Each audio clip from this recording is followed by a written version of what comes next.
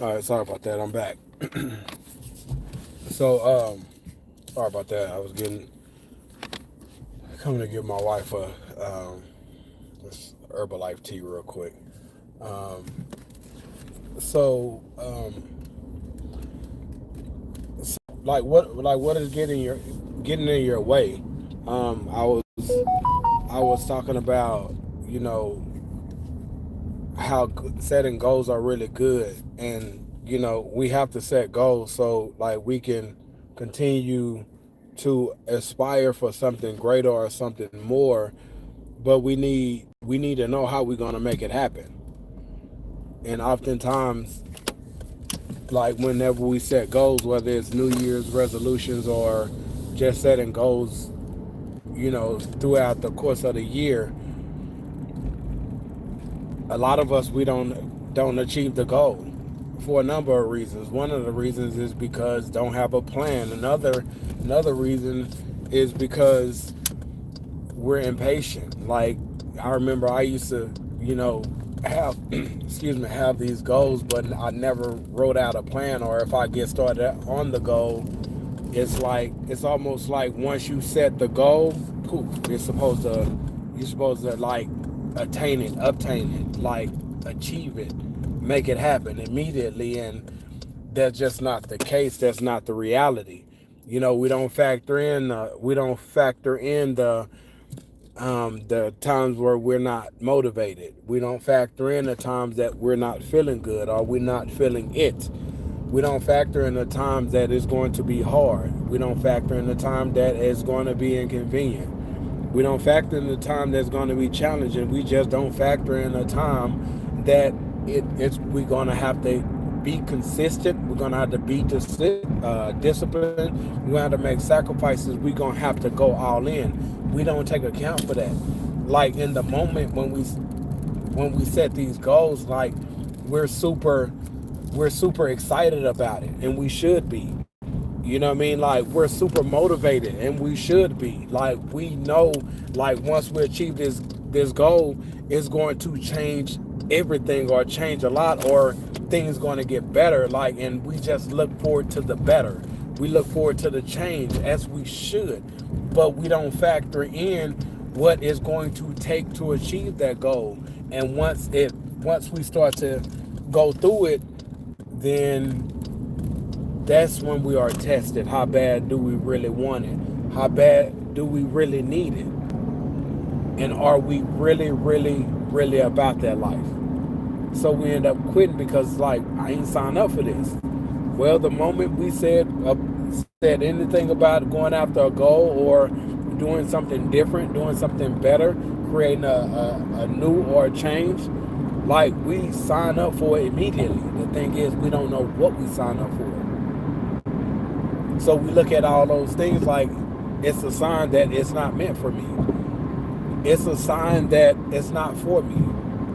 It's a sign that, like, you know what? This ain't God's plan for my life, and those are all lies. We just didn't know what we signed up for, although we signed up for it. So, what's getting in your way? What's stopping you from achieving those goals? Like, why have the mission for your New Year's resolution has gone so cold? Why have you given up?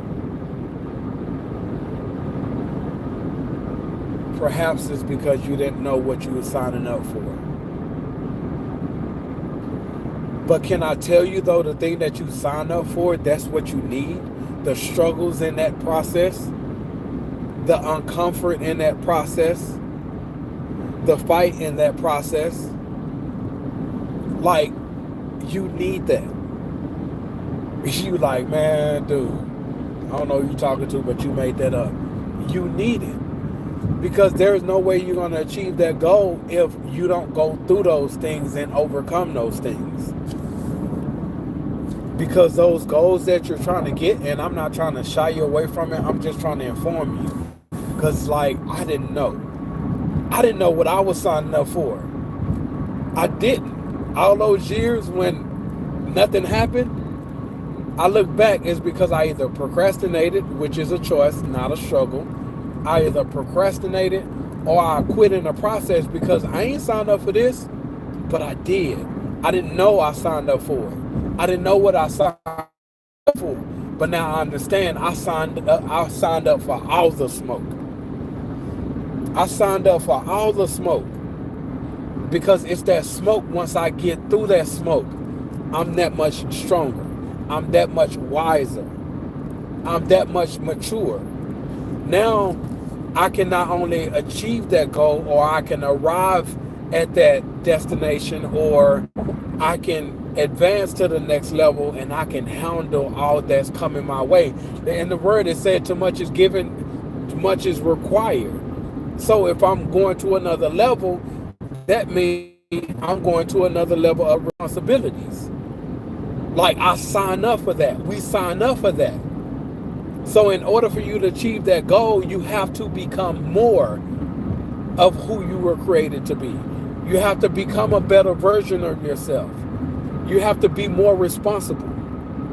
You have to be able to handle the next level. Because once you achieve that goal, you either at another level, or that's the gateway to entering to that next level. And you don't want to get there and lose it all. You don't want to get there and be like, man, I can't handle this. That's how good God is, though, because He know what His plans are for us. He know all that He planned to bless us with. He just know that we can't handle it right now. They're just like me giving my 7-year-old, finna be he'll be 8 on the 13th. But that's just like me giving him my keys to my car, telling him to go to the store. Like, you remember when you were a kid and you hopped in the front seat in order to touch the pedal, like you all up on the steering wheel, like cuffing it. My man's feet can't reach the pedal. And the only way he can reach the pedal if he's leaning all the way up. He gonna kill himself. He gonna kill somebody in the process trying to go to the store. He's not ready for that level yet. We're not ready for the level that we think that we're ready for. Or else, why would God keep us? Especially if He know that we're trying to live our life for Him. Why would He keep us? Why would He withhold anything from us? Right?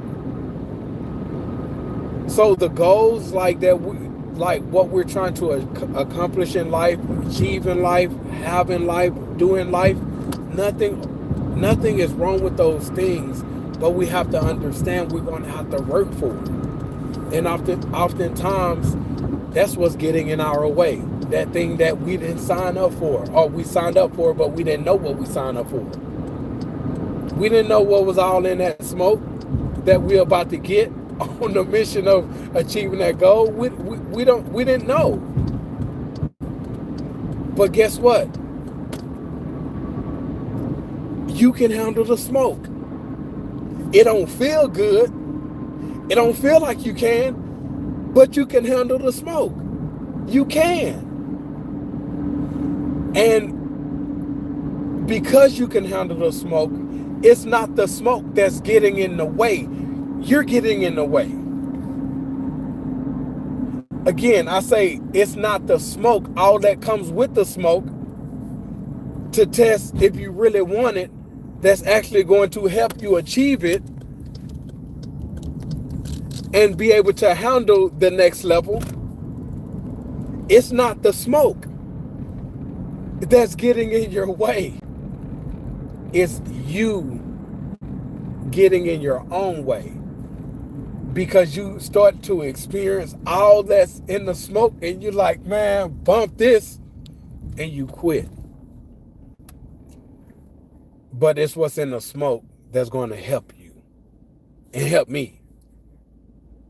So again, I ask, out of everything that I said, like, what do you think is getting in your way?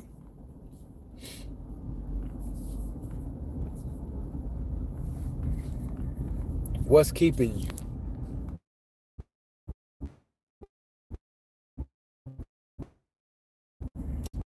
I mean, because I'm tapping into the heart right now. Whatever it is you feel in your heart, you have a burning desire for. I ain't talking about no foolishness now. Like, miss me with the foolishness. I'm being for real. That thing that's burning in your heart for. What is that? You deserve to have it. God probably be like, you actually don't know what's burning in their heart. You know what I mean? Like, but seriously, like, you deserve to have it. You want to be a better provider for your family. You deserve to be that and be able to do that. You want to move your family into a better neighborhood. Nothing's wrong with that. You deserve that. You deserve to be able to make that happen. A better career, a business to where you're not tied down to a 9 to 5. You deserve that too. What's getting in the way of you making that happen? Is it because you don't necessarily know what it looks like? You just know, like, that this is what I feel like. I feel like I deserve better. Okay, let's identify what that better is. What is that better? What does that better look like? What does that better look like?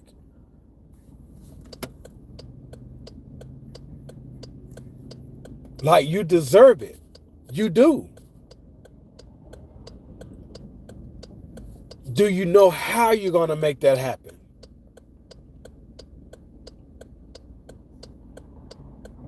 You don't have a plan? That's getting in the way. You've been working at it for 3 or 4 years and it seems like nothing is working, nothing is happening. For one, it's time to go and have a conversation with the man. Not the brother man, but the other man.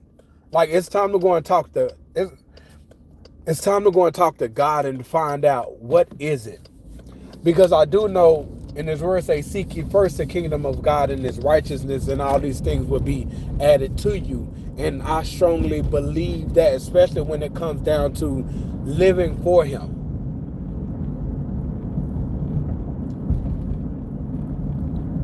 But it's something that's off. It's something that's not right. Are you consistent? Is it a clear plan? Are you effective in working at it daily? Are you starting? Are you stopping? Are you disciplined? Because oftentimes God would, like, that's what God had me on, like, right now. He been man, like, when I tell you, probably like the middle of last year, he, like, every year God give me a word, right? He usually give me a word like right before my birthday. What he told me was, a lot of people wait for the new year to get started. First of all, every day is a new, so you can get started each day, but it actually starts when your birthday is. That's the new year, because you are a new age. So my birthday is at the end of November, so he always gives me a word before my birthday for the next year, whether it's a few weeks before or a couple of months before. He always gives me a new word for the year, right? And last year, like the middle of last year, he told me that there are some things that I was going to have to change about myself in the up and coming season, and I'm going to have to be more disciplined, because where he's taking me, it requires me to be disciplined. Guess what? Somewhere in the game, I fell off. I started the journey, and I didn't fulfill my commitment. So guess what? All these things that he been having me do for like going on 6 years now, nothing has happened, because for a number of reasons. Now he had me on character development and discipline. Like we've been on that heavy these past few weeks, and I'm trying to do it. Hold on, real quick. Let me text my wife. I gotta take her a drink.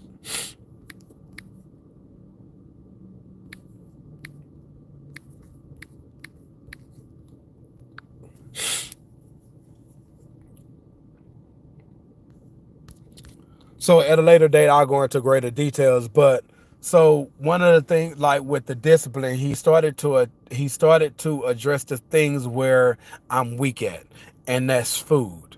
You know what I mean? I often say like I'm not 300 pounds. You know what I mean? Like, but I definitely don't want to offend nobody. But like food is one of my weaknesses, right? There's over the past few years of this journey, I've I've hit seasons to where I was disciplined for months. You know what I mean? Like with the eating, everything, right?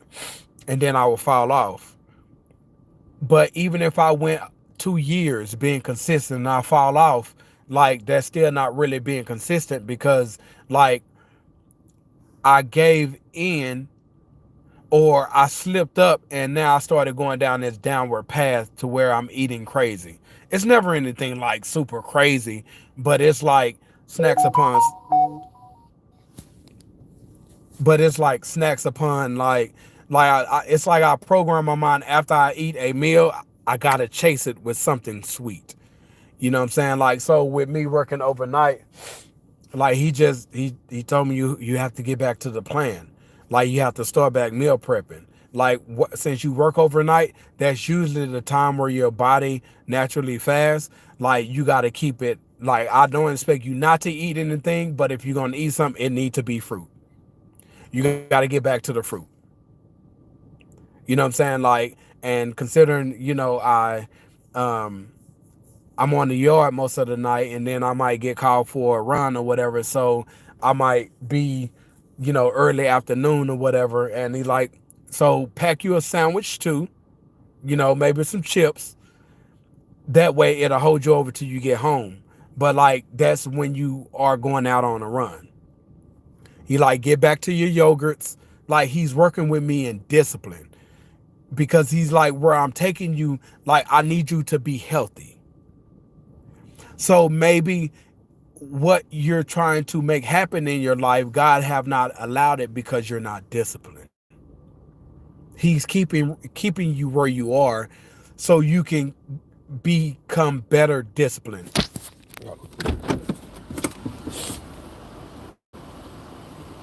Hold on for a second.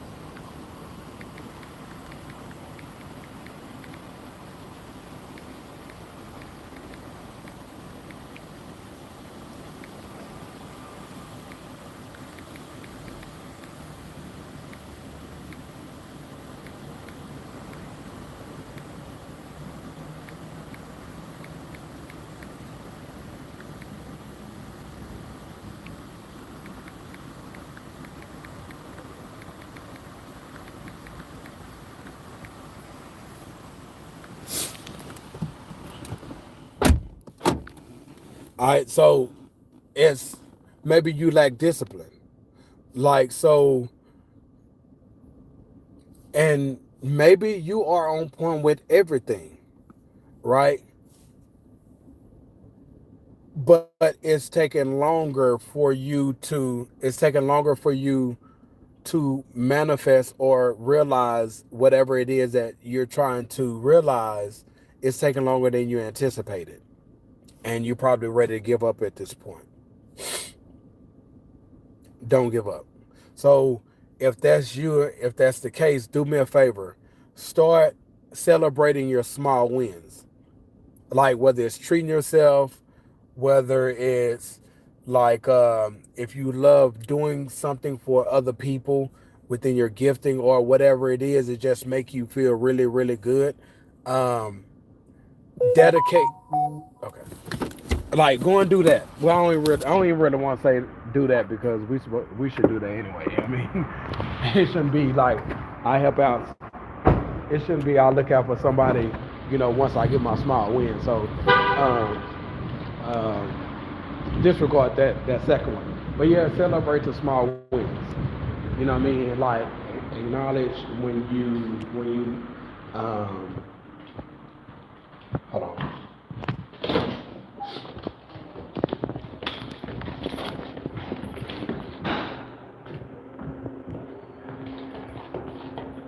Hold on, give my wife her drink. Hold on.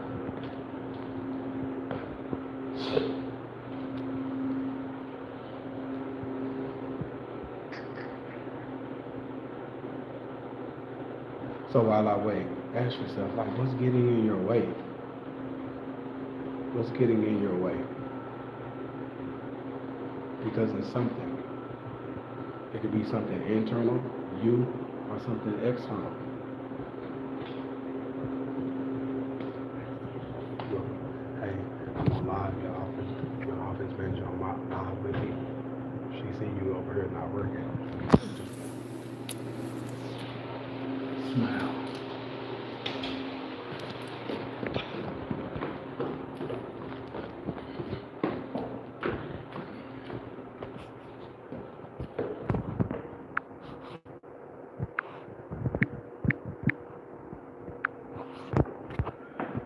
Um, so maybe it's something internal or it's external. Whether it's internal or external, maybe the reason why it's still you. And I'm highlighting all these different things not to discourage you or not to, discount you or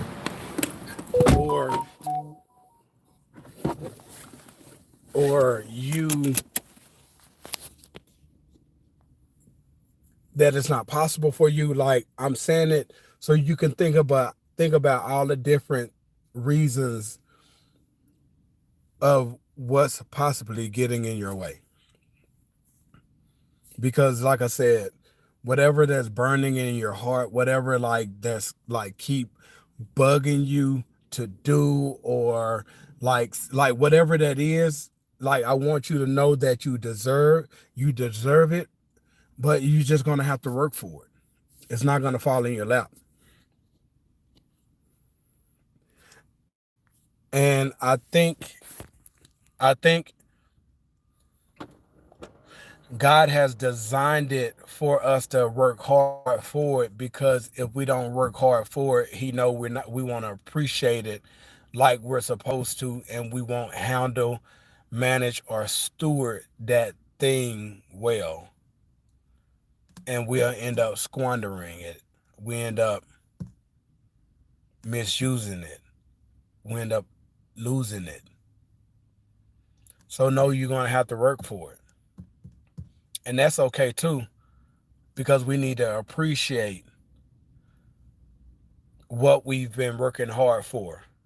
When we finally get it, we need to appreciate it. We not only need to appreciate that thing or appreciate that we are arrived at it, we need to appreciate ourselves, because we proved to ourselves that we deserve it. We deserve it. We proved to ourselves that it was possible. We proved to ourselves that we had everything that it took all along. Like we need to appreciate ourselves and look at ourselves like you're smart enough.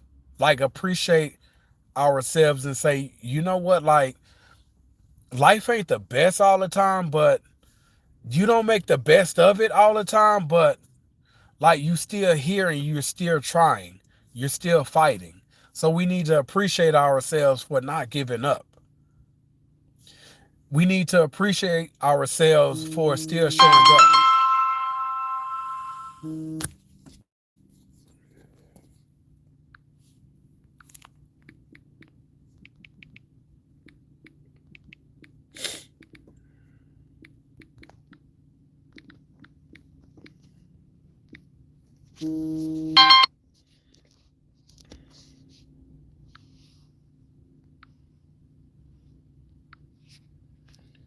Like we need to appreciate ourselves more.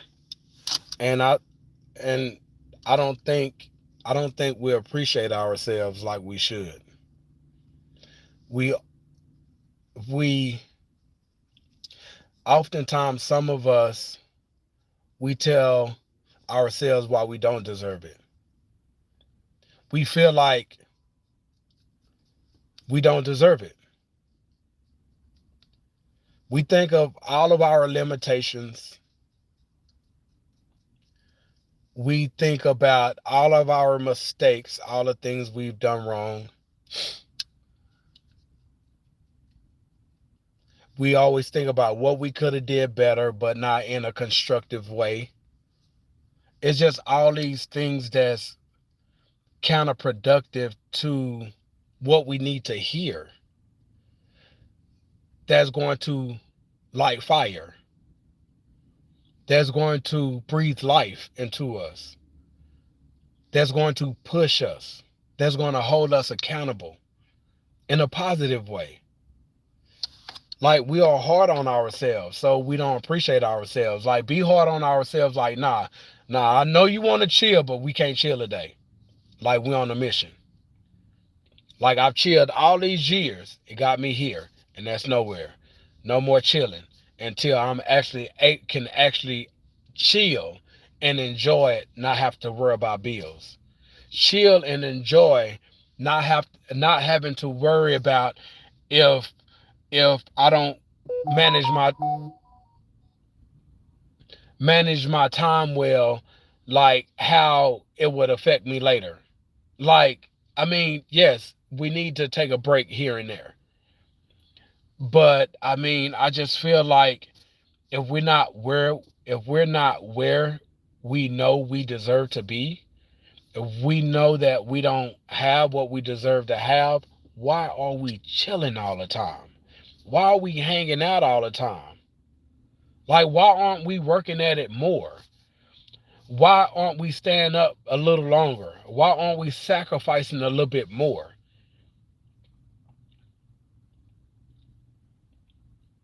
Y'all better stop me. I'm all over the place. Y'all know I could be super random, but I'm trying to stay within a realm to help, like, paint a picture to see things beyond what we are already seeing it. And maybe perhaps I would touch on something that you have conviction. I'm not trying to convict you. That's the Holy Spirit job. But if I can help put up a mirror to you, maybe you can be like, you know what? Like, yeah, I've been slipping in that area. Yeah, I can do better. Like, yeah, I can improve there. No, I'm solid there. I got that down. I got that down pat. Yeah, keep doing that. You know what I'm saying? Like, but what is that thing that we're not doing? Or what is that thing that we're doing wrong? Because that's what's keeping us. It's not the thing that we're doing right that's not allowing progression or a breakthrough. Like, it's not that. It's something that we are not doing, or it's something that we're doing wrong. And we have to figure out what that is.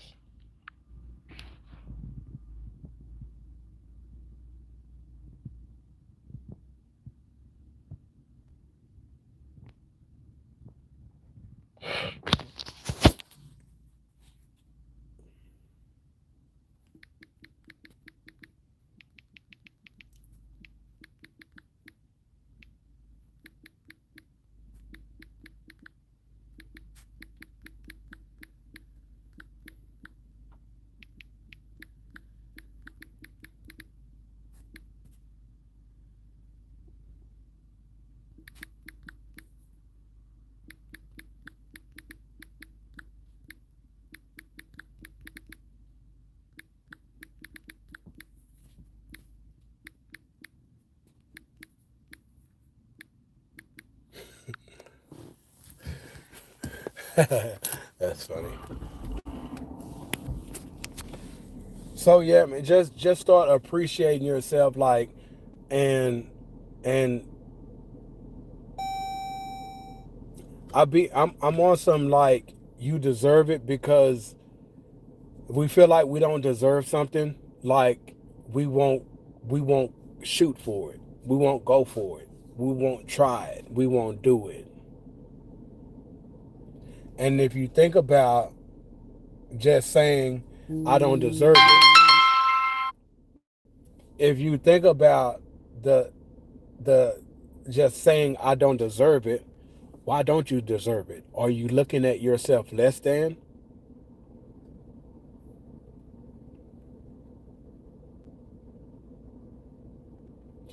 Are you viewing yourself lesser value than what you truly are? Like, why don't you feel like you deserve it?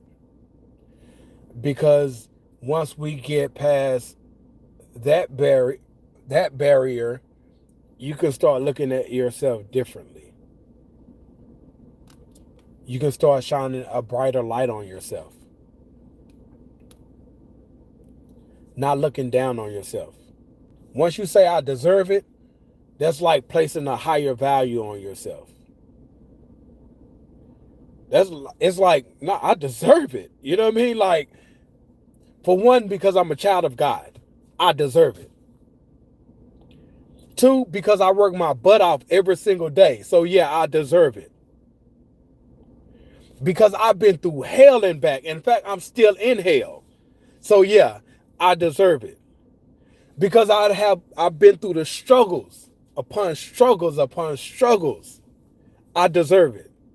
Because these kids weren't me thin. I deserve it. You know what I mean? Like, because I work long hours and it seems like I'm not getting ahead, or it seems like they don't appreciate me, I deserve it. Like, so when we say we deserve it, we place a higher value on ourselves. We have to believe that, though. Then once we know that we deserve it, now what do I need to do to go and get what I deserve? Now, well, before that, like, what is it that I deserve? Write a list. What do you deserve? Write a list today. Like, for real, write a list. Everything that you've been through in life, the struggles from childhood, just everything that has, like, been coming up against you, like, for years now. And you like, because of that, I deserve it. Then write what you deserve. What are the things you deserve? Write that out. Whenever you finish writing those things out, there's your goals. Those are your goals right there. Those are your goals. I deserve this. Yep. I deserve this. Yep. I deserve this. Those are your goals, whether they're short-term goals or long-term goals for you to achieve.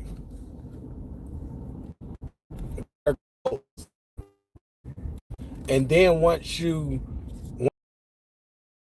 have your goals written down, look at how we're going to achieve those goals. What we need to do every single day. What we need to do every single day so we can achieve those goals. In the season that we are to achieve them or receive them.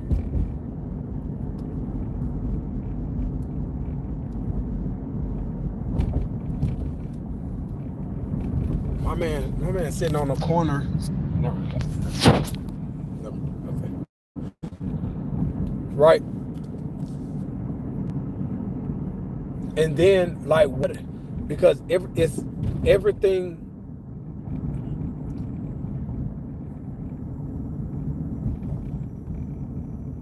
Okay, now that we're on a mission to achieve a goal, like, picture this: you're on a mission to achieve a goal. It's requiring something more of you. Whether you're undivided attention, whether your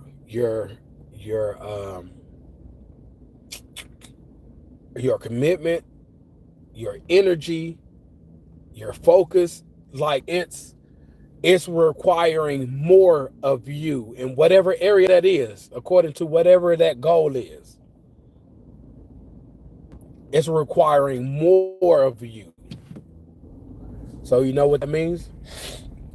I mean, it's requiring more of your time. Like, so because the goal is requiring more of you, that means there has to be a sacrifice. That means there has to be a sacrifice.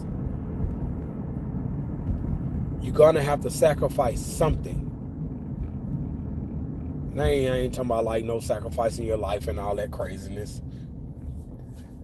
You have to sacrifice. If whatever, let's say going on a vacation this summer, well, you're gonna have to sacrifice eating out. You know what I mean? Unless you got it like that, you can still do it. You know what I mean? Like, but the money tight, like, you're gonna have to sacrifice not spending the extra money on your habits,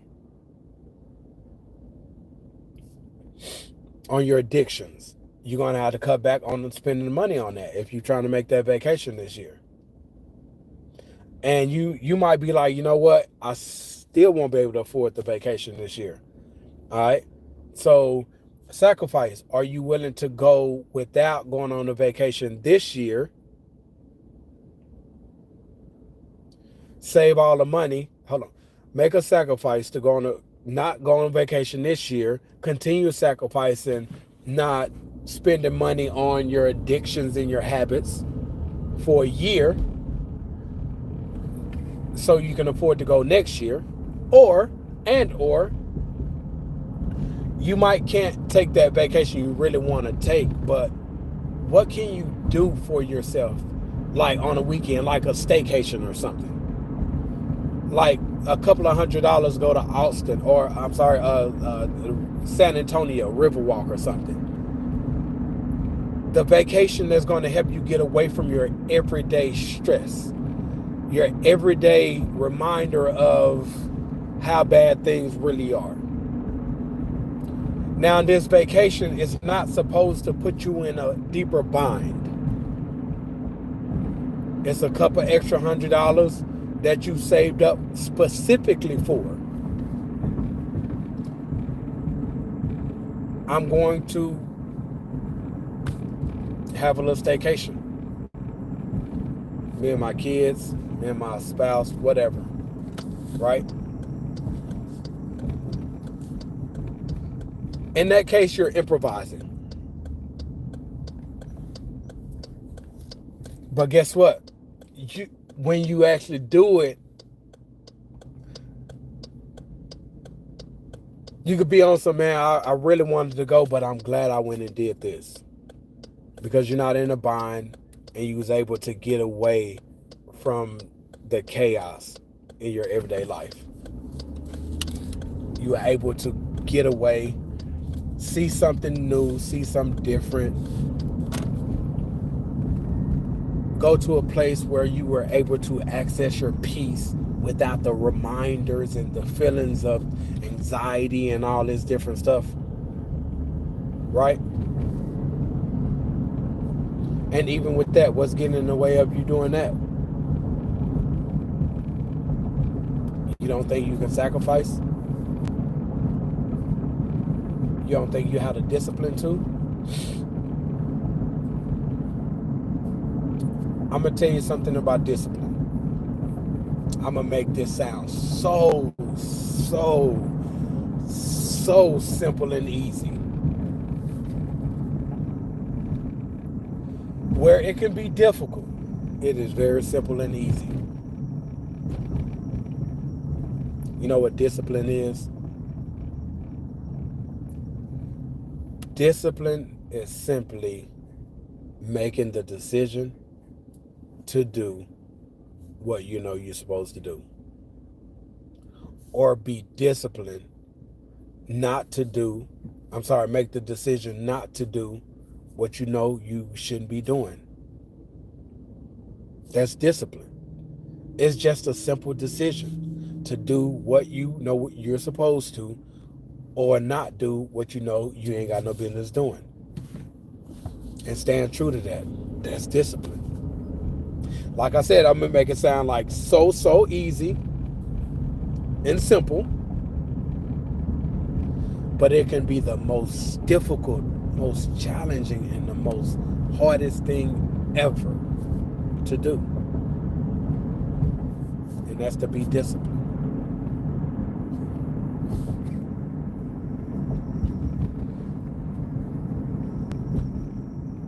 Now, do you have what it takes to stand true on that thing that you said you deserve? Are you willing to stand true to prove that you really deserve it? Because if you do, if you know you deserve it, if you know you deserve it, you know you're going to have to work for it, you know it's going to require more of you, you also know you're going to have to make a sacrifice. You're going to have to be disciplined.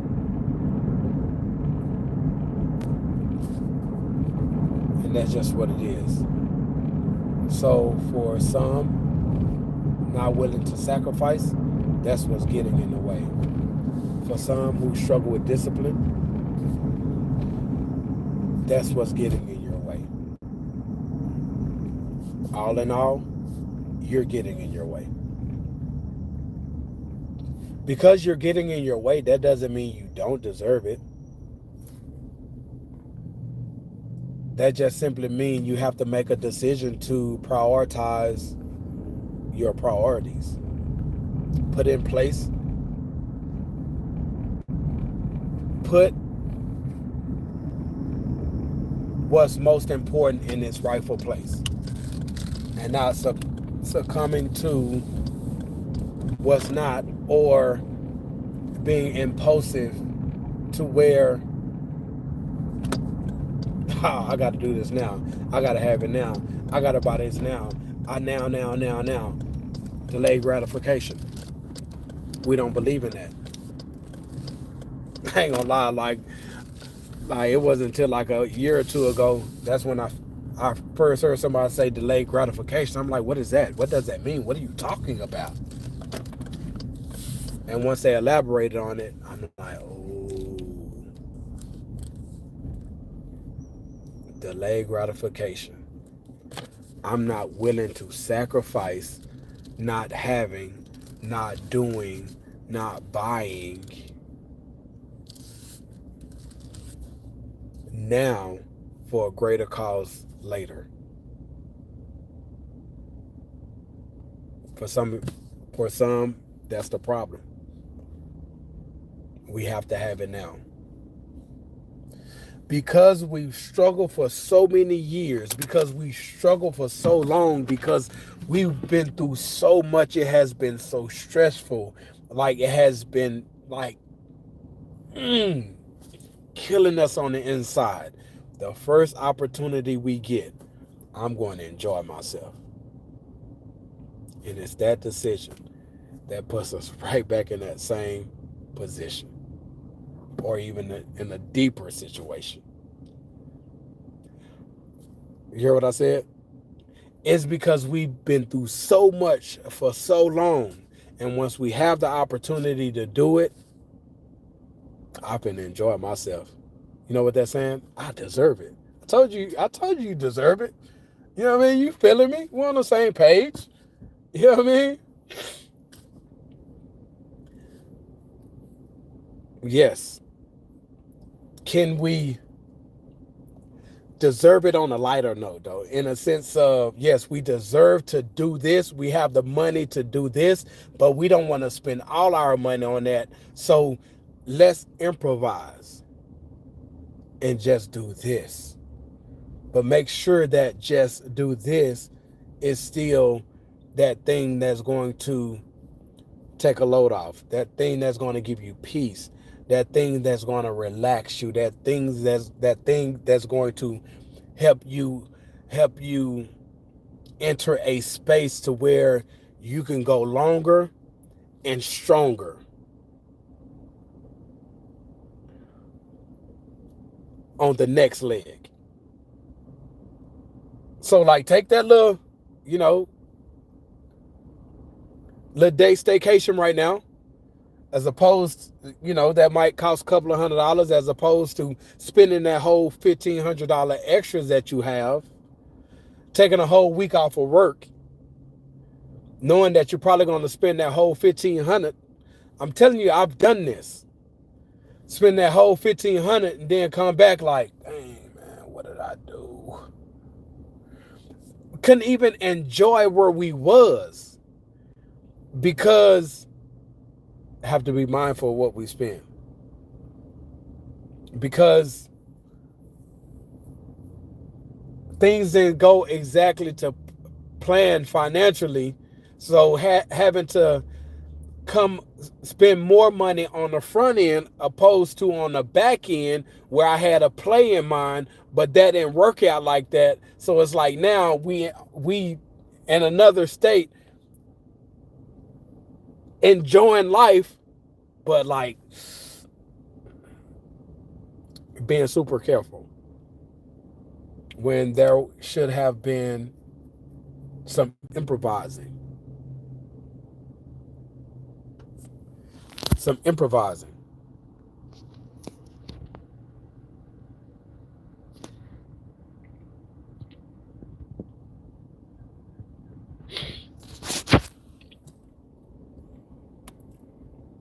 Yes, we deserve to go on that vacation. Long overdue. Had a plan in place, but once that plan changed on the front end, although we had it, we should have made some adjustments right then and there instead of saying, you know what, we're going to go through with it. Went through with it, I'm telling you, still haven't recovered from it. Still haven't recovered from it. You know what I mean? Like, we enjoyed ourselves. The youngest 7-year old, he had never been on a vacation like that. So, I mean, it was worth it for experience for him, but it's not worth it when you have to pay for it in the long run. You feel me?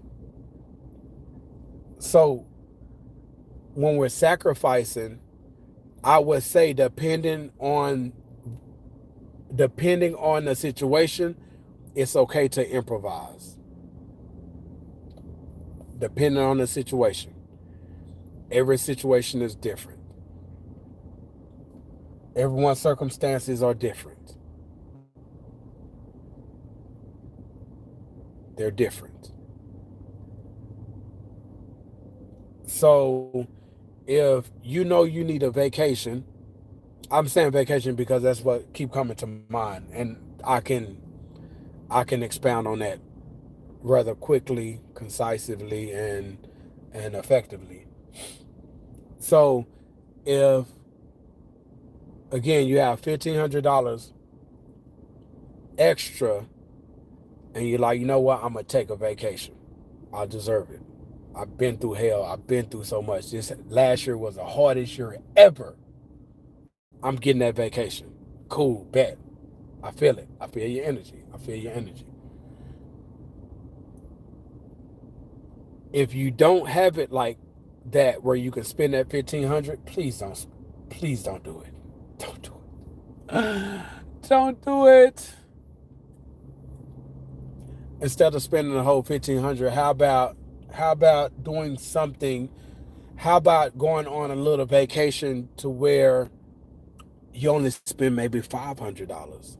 You know what I mean? Like, instead of like 5 days, shrink that bad boy down to 2 days. You know what I mean? Like, get a hotel for get a hotel for 2 days maybe, right? Uh, Even budget that. I would say something like $150, but I would be lying to you if I told you that I would do that, right? Which that would be the best. Actually, that wouldn't be the best decision. The best decision is to be patient, continue to sacrifice, and until we can do that. But at the same time, it's also important for us to create a window to where we can actually enjoy segments of our lives or moments of our lives, because life is hard already. So sometimes we just need to do something to decompress, right? So I would say maybe get like um, a room for 2 days. Maybe I would say $500, right? $500. Y'all notice I'm up in the budget, right? $500, right? For you can get a nice room for 250. Look, I live in Texas, the DFW Metroplex. You know what I mean? You feel me? Like, I don't know where you live at. Maybe the hotels are more expensive there. You know what I mean? Like something nice probably hit you in the head. I don't know. But I know for me here in Texas, whether it's here in Dallas, whether it's San Antonio, Austin, like I can get a really nice room. Even downtown, I can get a nice room for $250 a night. I can go cheaper, but I mean, I wanna enjoy it. Like I want it to be nice, right? So $250 each night for 2 nights. That's $500, right? You know what I mean? Like and then I would give myself, let's say maybe like a $250 budget to spend for those 2 days. Don't necessarily have to spend that. If you don't have to, don't. But like that way, like you on a little miniature vacation. You're improvising. You're not spending the 1,500. You only spending 750, like half of it. Some of y'all might be like, man, you giving some horrible advice. It depends on how you looking at it. It depends on the situation, again, circumstances, and everybody's different. Everybody's situation is different. You know what I mean? Like so, like I'm not saying do either or. I'm just saying like a different way to look at it. What I am saying, don't spend the whole 1,500. Now if you can, improvise and do a little staycation, and actually enjoy, then then you know $500 for 2 days at a really decent hotel, nice hotel. It's worth it. You know what I'm saying? Like where you can don't do room service right on the street, they hit you in the head.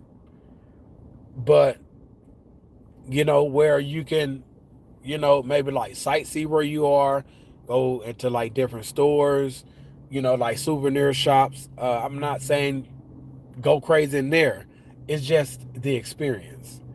You know what I'm saying? Like if you want to get a little souvenir, hey, you have a $250 budget, like a little souvenir, 10, 15, 20, $30. Hey, have at it if that's what you want to do. You know what I'm saying? Like it's the experience. Like you're away from all that. And so when you get done with that, when you step back into your reality, guess what? You're not regretting like, damn, I shouldn't have spent that 1,500, because now something unexpected happened. Maybe you need to get your car fixed. Like something like anything in life can happen. But because you you've been making sacrifices and you decided to do it anyway, but you improvised, you didn't go all in, you kept it very mild. Now whatever that issue is might hit you for like $200 or $300. Well, guess what? You still have you still have $450 to $500 left of that 1,500 that you was finna blow all at one time. Just say if you would have went and blew that all at one time, one place, one location, and then that emergency happened. You know what I mean? Like so, it's like I said, it's just different ways to look at it. But like you deserve it. You might can't do that big thing right now, but like do something that's not going to put you in a bind or a situation to where you now regret that you went on vacation, that you now regret that you did. In that moment, you really needed to do it because you was going crazy, because anxiety, like the mental, like you just needed to get away. You just needed to, you know what I mean, like, and that help you health wise. And now you go back in it level headed. Now we finna go and kill it. Now we gonna finish what we started. Now we finna make it happen. You know what I mean? Like, but knowing I had to do that. Not on some impulsive stuff, but you had to do that because now you have a second wind, and now you can go all in and finish what you started. Pretty much. All right, makes sense? So, as I close, I can do this for another 3 hours, I swear. But I'm not gonna keep you. We're already going in for an hour now. But as I close, look at everything that you've been through. Feel everything that you've been through. Not to rehash it, not to bring it back up to where it could be unhealthy for you. But think about everything you've been through. Think about like the feeling of it, and let that be the reason why you make your mind up to say, you know what, I truly deserve this. If you don't believe it, say it 100 times until you believe it, because you deserve it. Once you realize, once you come to terms and truly believe that you deserve it, then write down what exactly do you deserve. If it's 100 things, write it all down. If it's 20 things, if it's 5 things, write it down.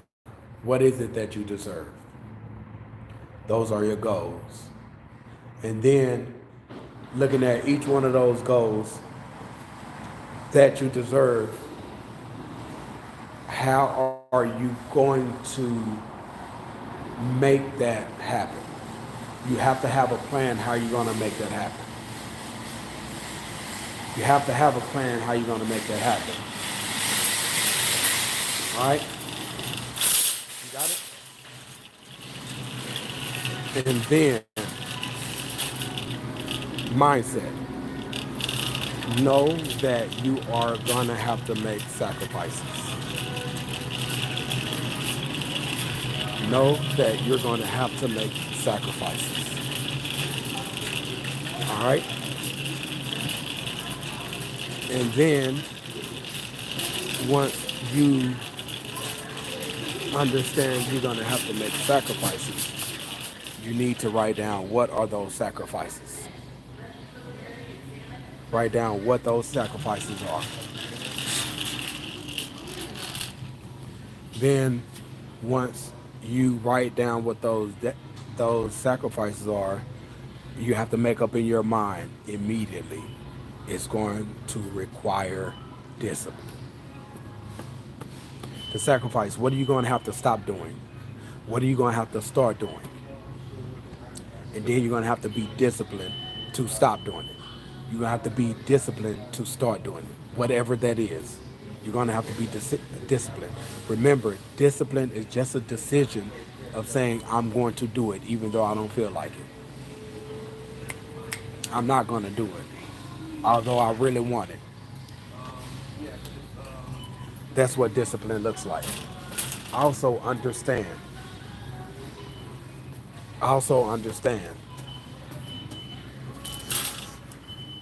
You finna encounter some smoke. Meaning some challenges. You're gonna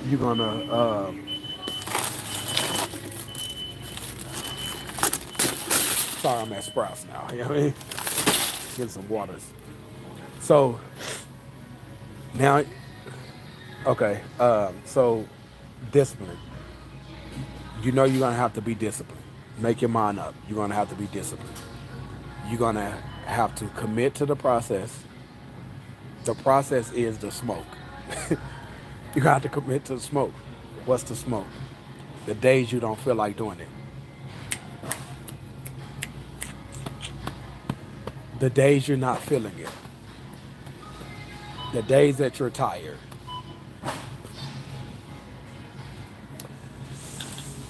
The uncomfortable feeling, the question that is this actually possible? Like you the challenge like you finna hit some smoke. Everything is gonna come at you now. Because for one, it's a test to see how bad do you want it. It's a test to see if you really, really want it. It's a test to prepare you, to equip you for that next level once you achieve that goal, or in the journey of achieving that goal, showing God, okay, I've been disciplined. I've been making sacrifices. I really want this. I prayed. Faith without works is dead. I prayed to you if this is your will, like if this is what you have for me. Now I'm finna work my butt off. Now I'm finna work my butt off. All right. So in that process, you finna encounter some smoke, and once that time come where he's ready to advance you, when he's ready to grant you that opportunity, once he's ready to bless you or allow, guess what? You've shown that you've been disciplined, not perfect, but you've been consistent. You've been faithful.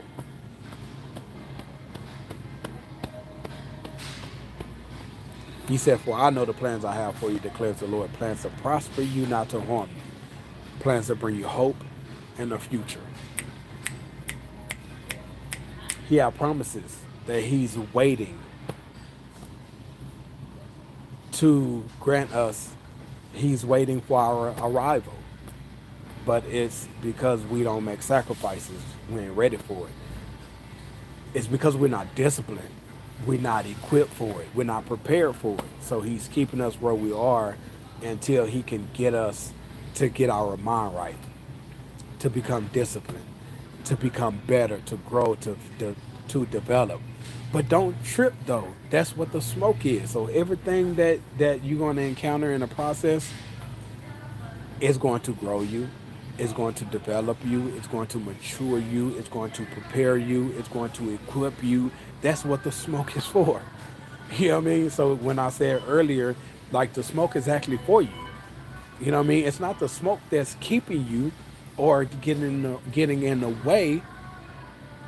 It's what it's that we sign up for the goal unaware that we signed up for the smoke. And once we start hitting the smoke, we quit. You know what I mean? So it's us. It's not the smoke. The smoke is for us. You know what I mean? So know that it's going to take commitment. All right? Commitment and a process, not giving up. It means we're going to have to be committed. We're going to have to be committed, be, we're going to have to, it's going to take dedication. Time, energy, and focus is going to take dedication. It's going to take dedication. And it's going to take consistent. We could be like, I'm dedicated. Well, you only show up like 3-4 days out the week. It's 7 days. What are you showing up 3-4 days out the week? Show up every single day consistently as much as possible. We should be showing up every single day more than we not showing up. It can't be that, I got this balance going on. That balance we got going on, it ain't gonna work. Look at it, out of 30 days out of the month, we might slipped up 2, maybe 3. I'm throwing that number out there. That sounds about right to me. 2, maybe 3. There's no way we should have not shown up. We've lost a week in a month. 7 days out of 30 days. That means only what? 28. Well, depending on the month. 23, 24 days we showed up. Like that's a good ratio, but perhaps If we do that over a course of 6 months, we we could have achieved that in 6 months, but we didn't because of those because of because of those 5 to 7 days that we didn't show up each month. So you factor in a week, just say out of a month we didn't show up 7 days. So out of 6 months, ooh, that's 42 days we didn't show up. That's over a month we didn't show up. And we wonder why we have not got it yet, and we wonder why we're not there yet. We wonder why things seem like it's not working. We're inconsistent. You feel me? So it's going to take us being consistent, showing up even when we don't feel like it. And then finally, the fourth thing, discipline. It's going to take discipline. Simply making the decision to do it anyway. I'm a big procrastinator. No, you're not. Well, you probably is. But let me tell you, procrastination is not a struggle. It's a choice. Either we choose to do it now, or we choose to put it off. It's just a choice. Just like discipline, it's just a decision to do it anyway. Procrastination is the choice to do it now or later. Oftentimes we do it later. But let me tell you something about doing later. Because we have responsibilities later, there's a strong possibility later we're still gonna have something that we have to do.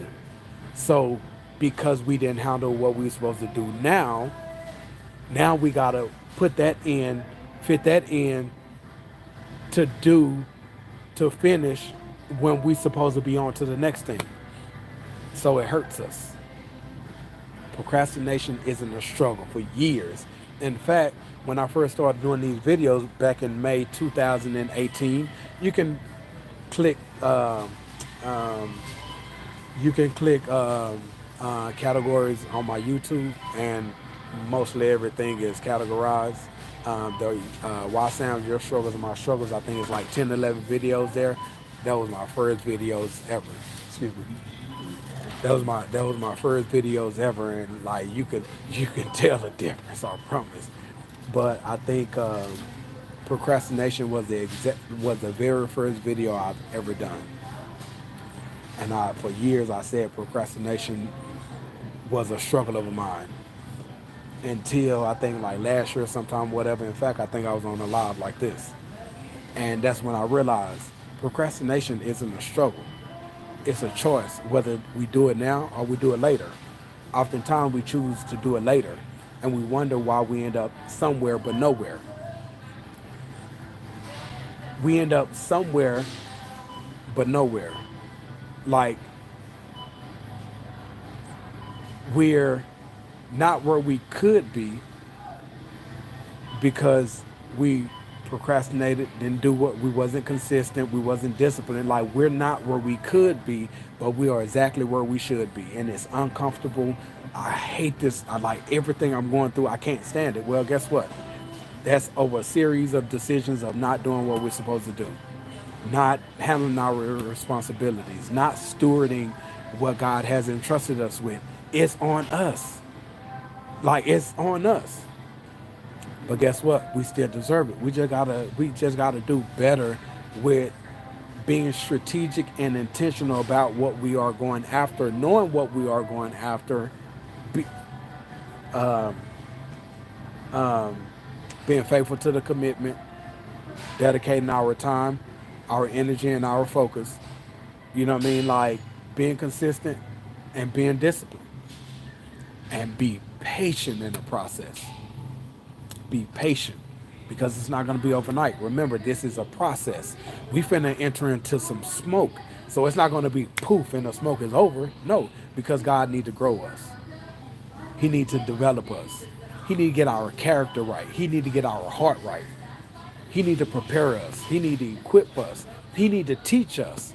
Like he need to do all these things within inside of us because while we're thinking we deserve it, while we know we deserve it, guess what? Like I said earlier, too much is given, much is required. What we deserve, we're gonna get it. We're gonna have it. But guess what? God have purpose in mind. So in the process of us getting there, him doing work inside of us, he's preparing us for purpose. So we'll end up having it, we'll end up obtaining it, like we'll end up achieving it and attaining it, like we'll end up doing all these things, but it's not gonna stop there because we're thinking about what we deserve. We're after what we deserve, and cool, no problem. But God had purpose in mind. And in the process, in that process, when we encountering that smoke, He's developing and doing all these wonderful things inside of us, preparing us for purpose. And He is going to get us aligned with that, especially if we welcome it, especially if we are willing, especially if we are accepting it. I accept the responsibilities, although I don't know what they are. That's saying, God, I trust you with my life. I submit to your will. Help me surrender to you every day, though, because it's kind of hard deny my flesh. It's kind of hard saying no to me and yes to you. Help me, teach me how to surrender my life to you. My life is not my own, it's yours. You know what I mean? Like, so when we start having that type of conversation with the man, he's he's doing something inside of us. But we have to be willing to do what we're supposed to do. You feel me? So I think that's about it. I swear, this was supposed to be like a 5-10 minute conversation. Oh, hold on. I only got to wipe like 2 waters. So, so yeah, I hope this has helped you. Just know, like, there's Genesis 31:3. Genesis 31:3. God needed, excuse me, God needed I think it was a section where he needed a tabernacle built, and he gave Moses instructions, and he told him that for like the people that he needed to participate in the building process, he said, I have filled them.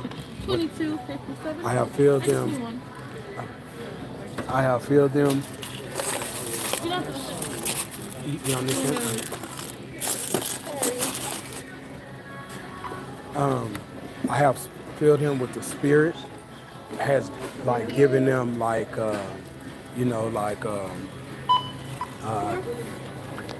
yes. Hold on for a second. Pay for this. 1045.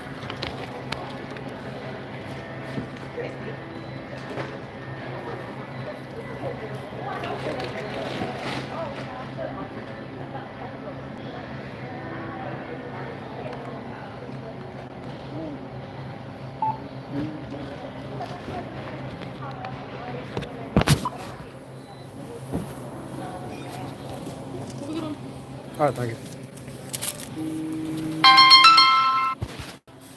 So it said, I have filled him with the Spirit. I think it said with the gifts, the talents, basically everything to do this artistic work. You know what I mean? Like with the skills, he said he filled them with it already. So what am I saying? Like, you have all that it takes already. He has given you the ability to do everything that he has created all of us to do. He has given us the ability. We have all that it takes. And we have to believe that enough to get started. Trust his word when he said that in his word with God all things are possible. When they say all things are possible, obviously there are some things that you can do that I can't do, and likewise.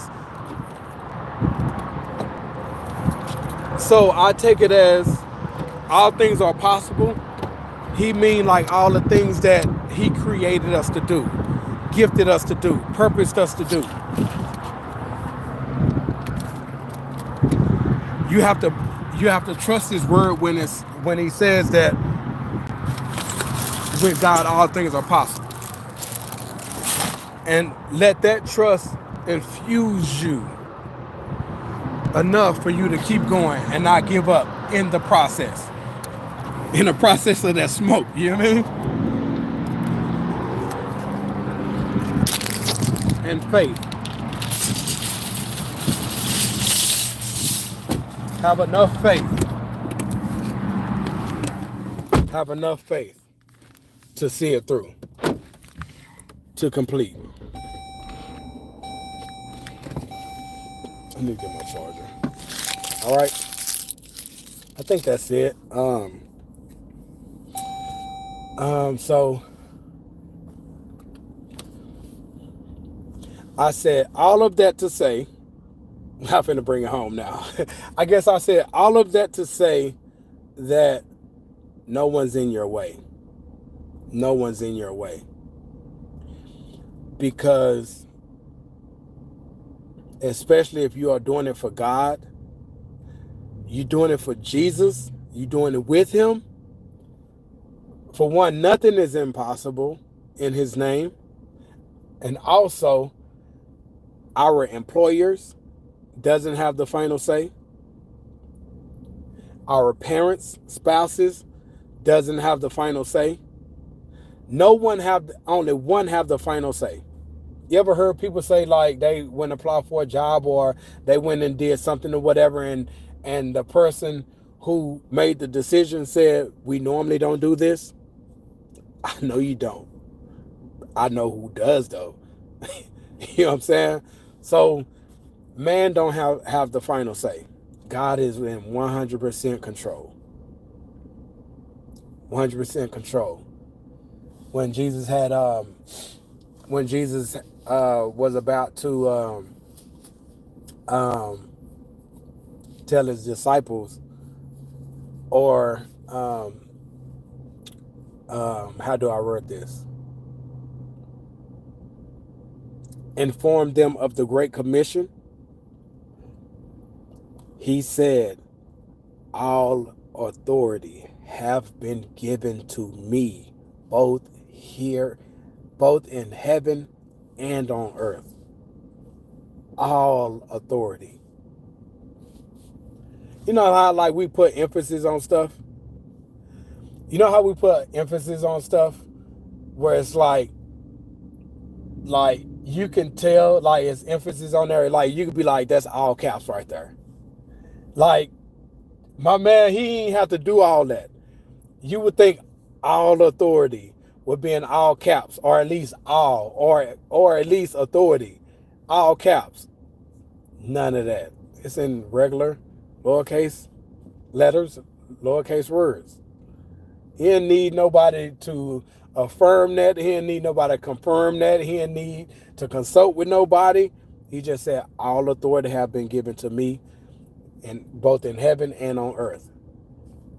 He's in control. He's in control. Everything has to pass through his fingers first.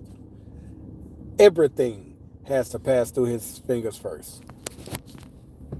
Period. So don't worry about what they're going to think. Don't worry about what they're going to say. Don't worry about if you think they're going to give you the position. Don't worry about any of that. I'm going to tell you a quick story. I have no choice but to sum it up, because it's a story of my pastor, right? Dr. Tony Evans. It was a lady. Was it a lady? It was this lady. So it was this lady, right?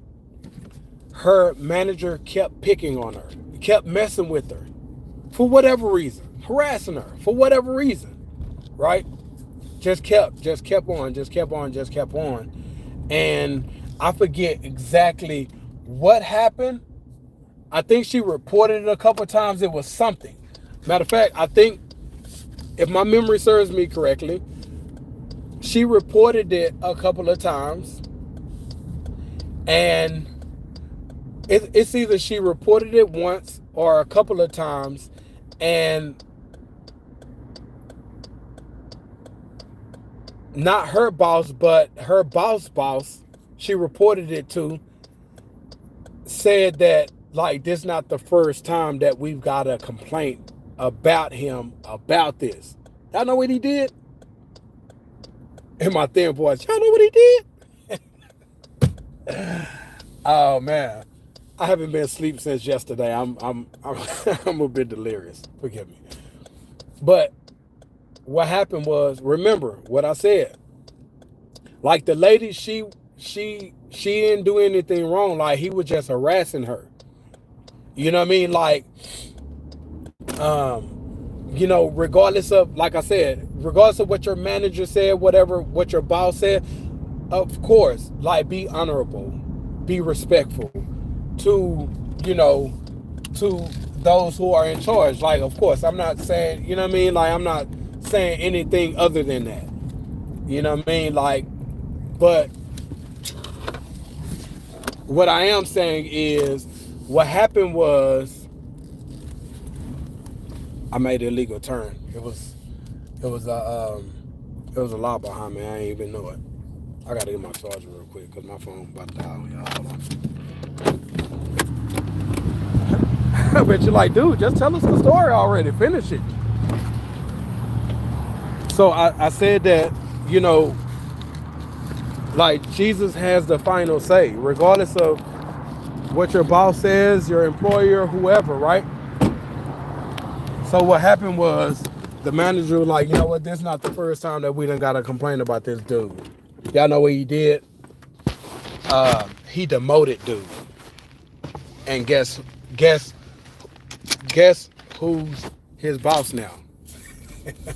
I love it. Guess who his boss is? Guess who dude boss is now? Well, I don't know about now because that was like, he told that story, I imagine that was years ago. Like, guess who his boss is now? The lady he was harassing. I'm just saying though, you know what I mean? Like, don't mess with God's kids. You know what I mean? Don't mess with God's children. You feel me? That's basically what I'm saying. You know what I mean? Like now, obviously, you know, we still go through things in life. We still have to go through rejection due to our faith. We still have to feel like we need to be approved by others, and feel like we need to do all this stuff to be accepted, and like we still go through it. Like, I'm not saying because like we are children of God, like we're not gonna go through it. I'm not saying that like things gonna always be good. I'm not saying that. In fact, things get a little difficult, a little more difficult when we profess our faith, you know what I mean, like and confess Jesus is Lord, and we live our lives according to that. We have to worry about the enemy, the devil, his flunkies coming at us. You know what I mean? Like we have to worry about our flesh. And Galatians chapter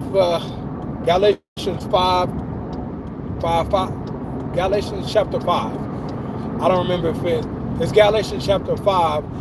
It talks about the Spirit, like the Holy Spirit that's living inside of us, and our flesh is always going at it because our spirit wants us to do what God wants us to do, and the Spirit of God that's in us want us to do what He wants us to do, but our flesh want the opposite. Our flesh crave the opposite. So we in battle against our flesh every single day. Why? Because it says that the Holy Spirit and our flesh is always at odds. They are always at it every single day. You know what I mean? Like, so guess what? Like, we have to fight against our flesh. And now, you know, they making all these laws that's going against the standard of God, going against Christianity and everything. Like, so we have to fight against, you know, the world, like not in the world in the sense of the world, but the world in the sense of the system that's designed to keep God out.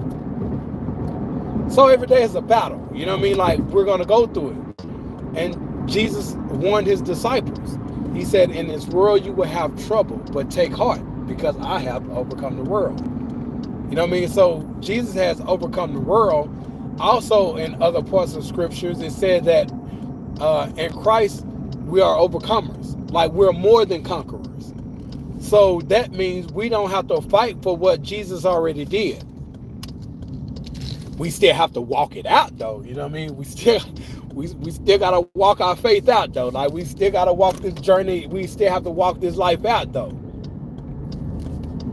But we can do it knowing that we are conquerors, not subject to any of this. You know what I mean? Like we can do it with confidence, knowing that our King has already won the race. He has already finished this. He said it is finished. But we still have to walk it out. And even in the walking it out, in Hebrews it says that I forget the scripture before this one I'm about to paraphrase, I guess, because I don't remember verbatim, but it said, fix your what's that word?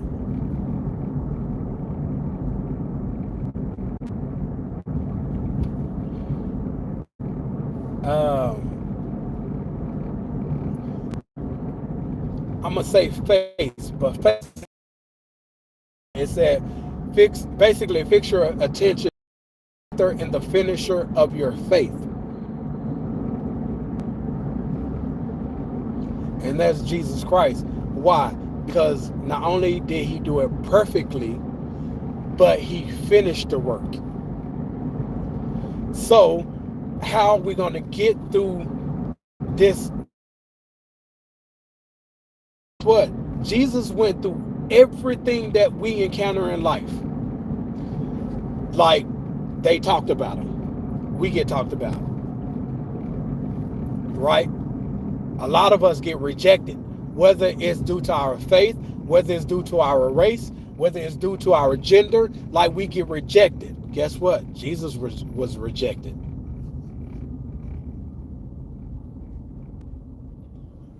Some of us have been betrayed by the ones that's closest to us. Guess what? Jesus was betrayed. A lot of people have been betrayed for money. Guess what? Jesus was betrayed for money. You know what I mean? Like, some of us been beaten. Some like been through it. Jesus was beaten. You know what I'm saying? Like everything that we go through in life, Jesus already been through it. But guess what? He went through. He finished the work. So everything that we're going through in life, Jesus already been through it. This is just modern day times. So that's why it says to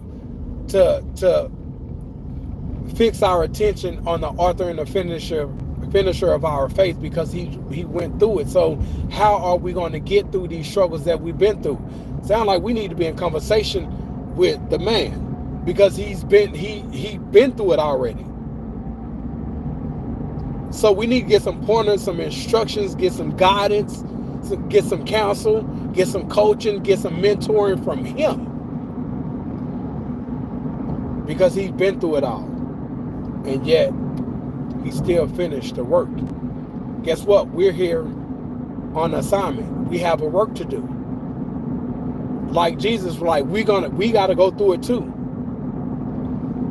But when we team up with him, he'll show us how to navigate through all the things that we're going through while we are doing our work. And then at the end, like the Apostle Paul, I finished the race.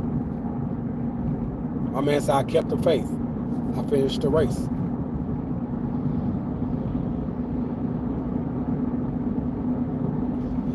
That's when we access, operate, and live and what we know, what we need to know to be true, that we are overcomers. That means the struggles and addictions, everything we go through, It could be a season, it can last for years, but guess what? We are overcomers.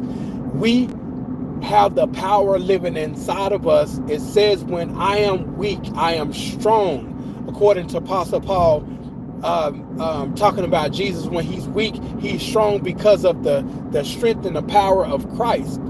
So that same power that rose Christ from the dead, that same power lives inside of us. So if that same power can raise our King from the dead, what addictions do you say you have? Not trying to minimize it, but what I'm saying is, yes, it's a stronghold on you now, but that power that rose Christ from the dead lives inside of you, because Christ, the Holy Spirit, is inside of you. Those chains can be broken. Those chains can be broken. It might be a process. It might take a little bit of time. It might take some fighting. It might take some crying. It might take some hurting. But them chains can be broken, because the power, it said, greater is he who is in me than he who is in the world. We're in the world, but we're not of the world. Greater is he. That's him who's in us. Greater is he. We can overcome those struggles, those strongholds, those addictions. Again, it may not be an overnight process, but in the process, we can be delivered. We will have breakthrough. And that's something we can bank on. Again, we are more than conquerors, so we have to know who we are.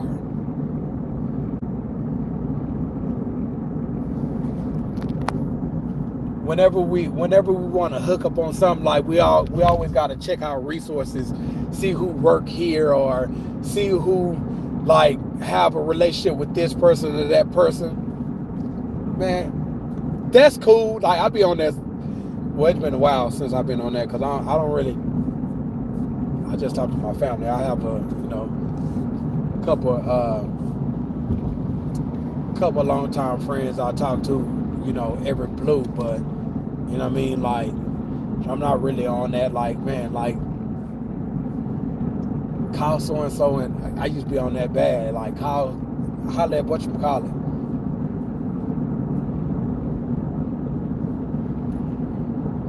My King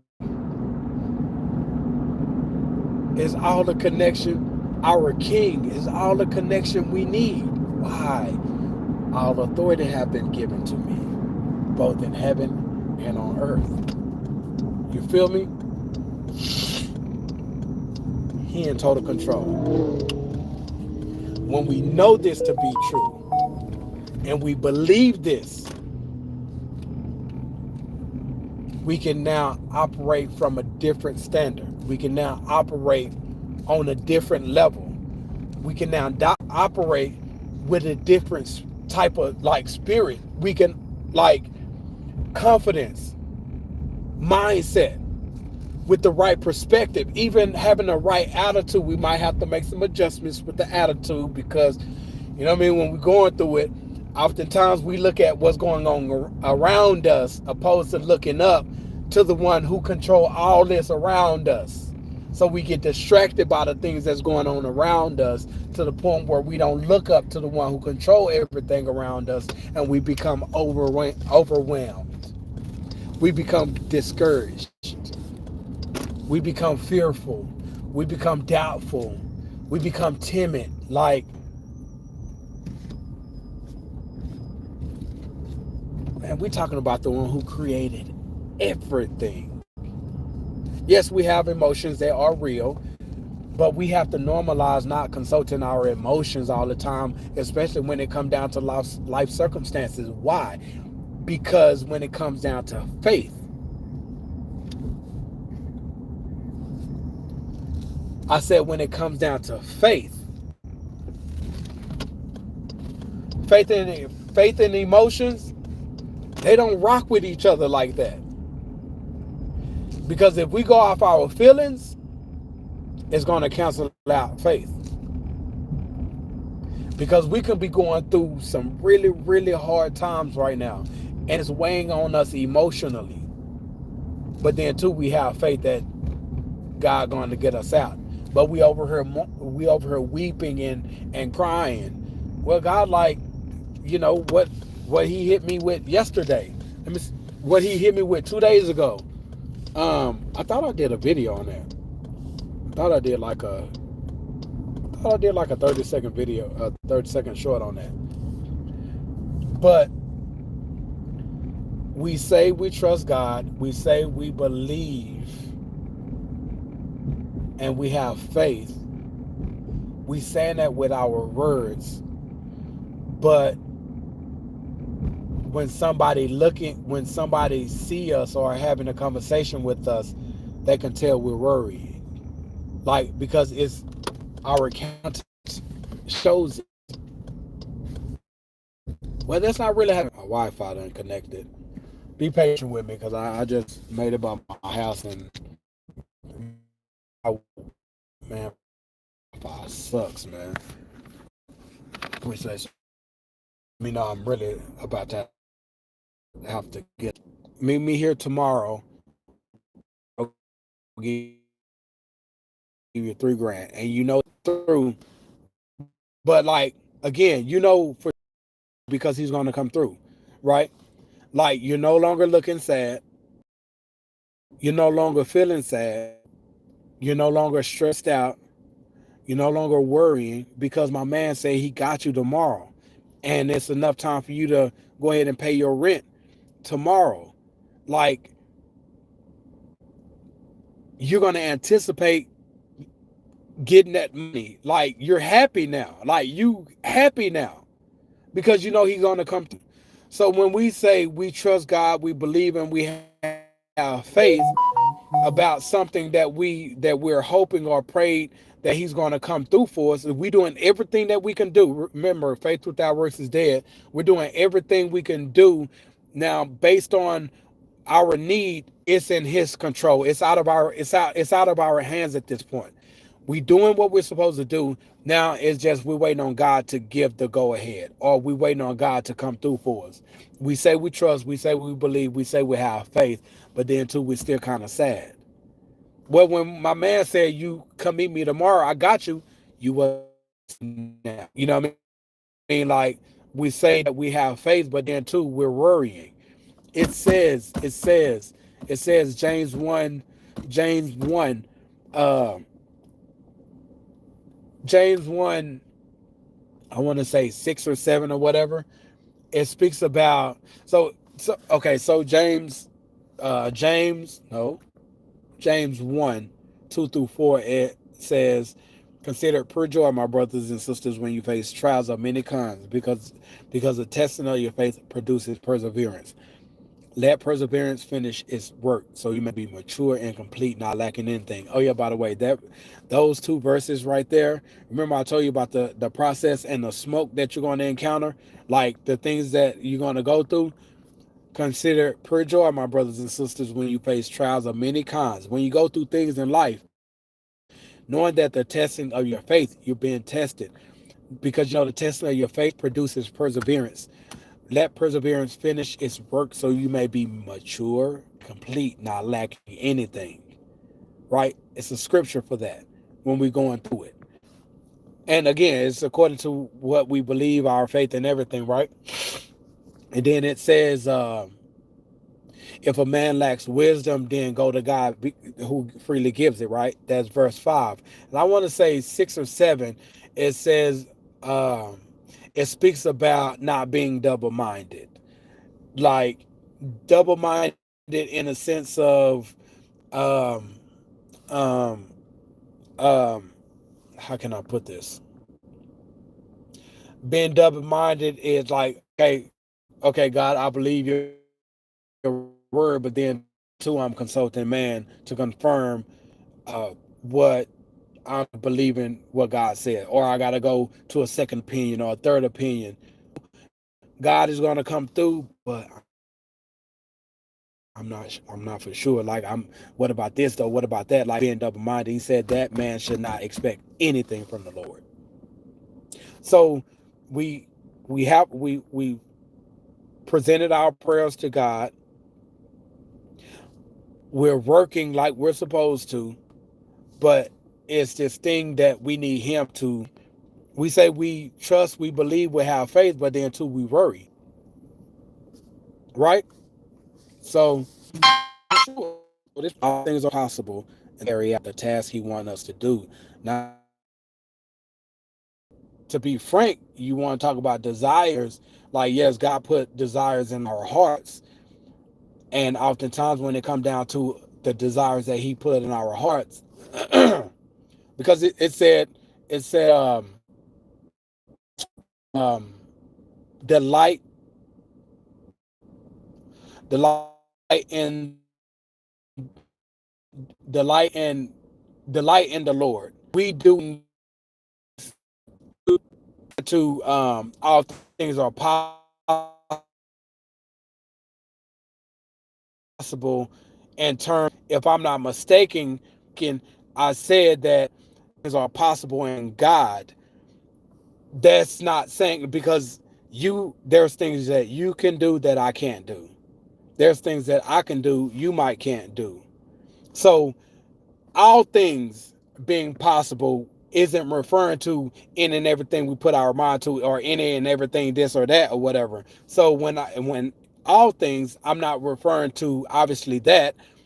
I needed to specify and clarify, but doing what he has created, called, gifted, and purposed us to do. If I'm not mistaken, I think that was my words verbatim. You know what I mean? I think that was my words verbatim. Matter of fact, I know that was my word. I think I left, like, whenever I speak to all things being possible, because I want people to believe it's possible, but you need to know what is possible. It's doing what he created us to do, what he has gifted us to do, what he has called and purposed us to do. I always like to make that clear, because I get to coming on here talking about all things are possible. You're gonna be like, bro, you lying. Bro, you need to go read your Bible. Bro, you on something else. You know what I mean? You feel me? So, um, but yeah, that's cool that you clarified that. Because oftentimes, like, especially when it come down to these lives, these things that's not scheduled, or these things that's not written out, scripted, that's like, speaking directly from passions, oftentimes our words can get crossed, jumbled up, and like it doesn't come out like it's supposed to, where a person can understand. We don't communicate effectively to a person can understand, because we're speaking out of percent. You feel me? I guess I'm about to go in. I haven't been home since yesterday through the work, so um, I got to be back at it again less than 12 hours. So I'm going here and um, what am I about to do? Go in here, shower, and um, prepare for. Oh, I'm writing a book. I can't wait to present it to you guys.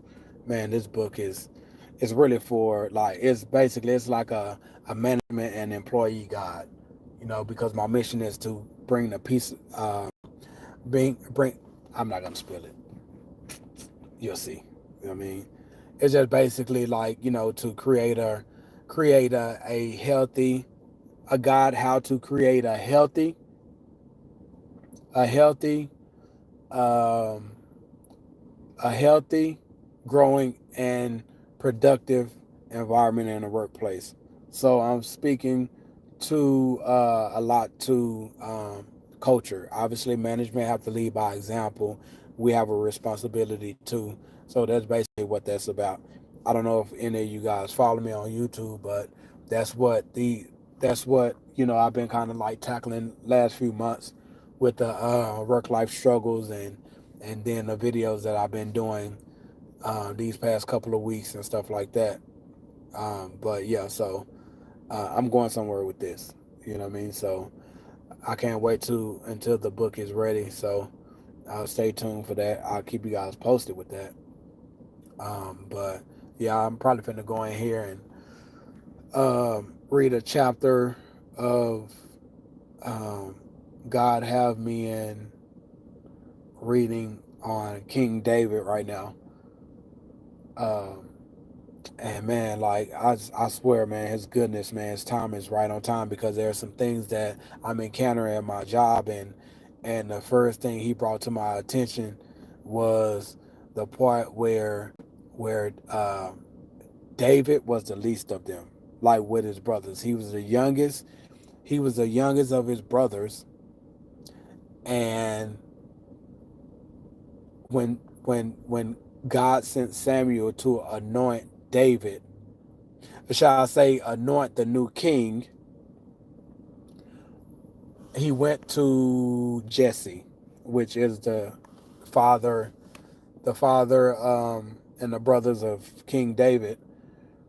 He went to Jesse and let him know, I'm here to anoint one of your sons to be the king because he had rejected Saul as king due to disobedience. Oh yeah, by the way, partial obedience is disobedience according to Samuel. uh, Look, I'm not trying to get all Bible-y on y'all. I'm really just I'm I'm just sharing.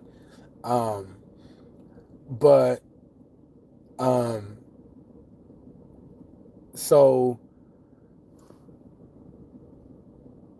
I think King David had like 5 or 6 brothers. So when Samuel went to Jesse and told him, I'm here to anoint one of your sons, he presented every last one of his sons to Samuel. After the first and second son, God told Samuel, you're looking at the outer appearance. Man, look at the outer appearance. I look at the heart. So he he did not choose any of those because God kept saying, nope, not him. Nope, he's not the one. Nope, not him either. Until like he got to the last son. And then he said, is this all of your sons? And he's like, no, I have one more, the youngest. He's he's out tending the sheep or the flocks. So it's like David, how God hit me with it this past Saturday. He said um, David was viewed as least of them out of all of his brothers, and according to seniority, because I worked here a couple of years ago. I left for like 2 years. That's a whole nother story. I will probably share it at a later date. But before I left, I was there for almost 4 years. So now that I'm back, I've been back for a few months since I think beginning of November. Um, I'm like I'm at the bottom of seniority. So being at the bottom of seniority, everybody get picked before you. So in that context, for it's like I'm the least of them. He said they view you as the least of them, not in terms of human or person, but in terms of seniority. David was viewed the least of them, but he anointed them to be king. He said, I brought you back here for a reason. Like, I've called you back here to do a work. So the book that I'm doing, that's part of that work. Or the foundation work. Um, it's the foundation of the work that he has brought me back here for. So the same way he sent Samuel to anoint David as king, he said, your view as the less of them due to seniority only, but I have called you to come back here for this work. So like, just be patient. When David had his time, because Samuel anointed David to be king. Samuel anointed David to be king on behalf of God. Right after he anointed him, guess what? He was sent right back out to tend the flocks. You feel me? But guess what? When David had the opportunity to where he slayed Goliath, right before that, Saul tried to give him his armor. He like, man, this is too heavy for me. He took it off. And he said, when I was tending the flock, like basically he had to protect them. He said, when a bear came, when a lion came, I had to fight them off and I killed them. So he reminded me, your opportunity is coming. When he was in the, the tending the flocks, like he was developing his skills, like he was becoming. So when that opportunity came, he was prepared for it. So what God told me was, I'm preparing you for when that opportunity comes. I'm preparing your mindset.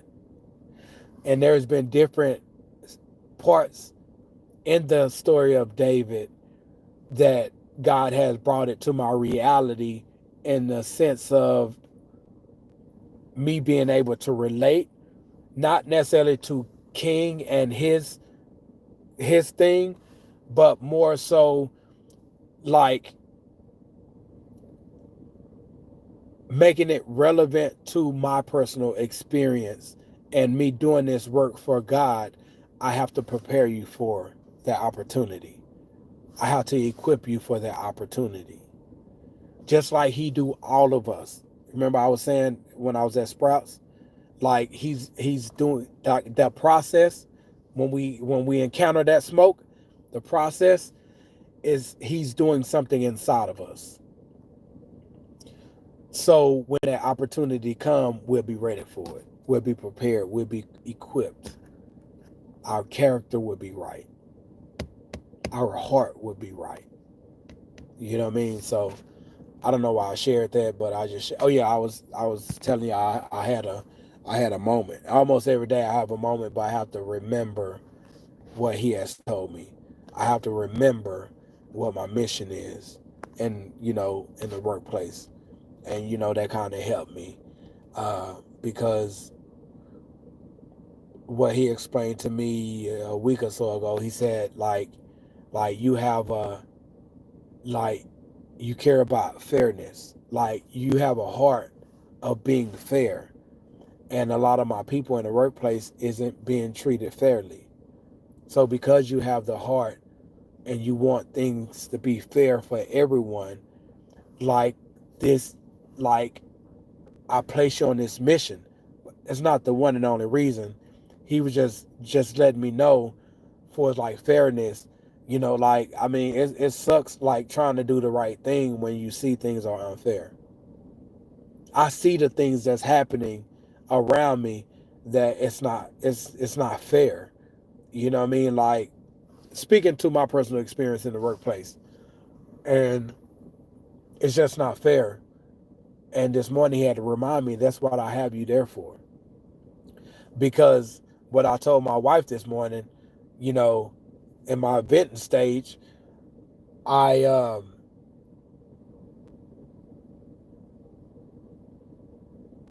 I gave her my perspective on it and how it should be handled according to the work, to make sure everyone get fed, as opposed to everyone get fed, but the person on the very bottom get the short end of the stick. You know what I mean? Like, get the pretty much the crumbs. And I'm like they can do it like this to where it's fair across the board. And then I thought, I'm gonna holler at my man. I said, nope, I'm not gonna do that. I'm gonna be patient, because I don't want it to seem like it's all about me.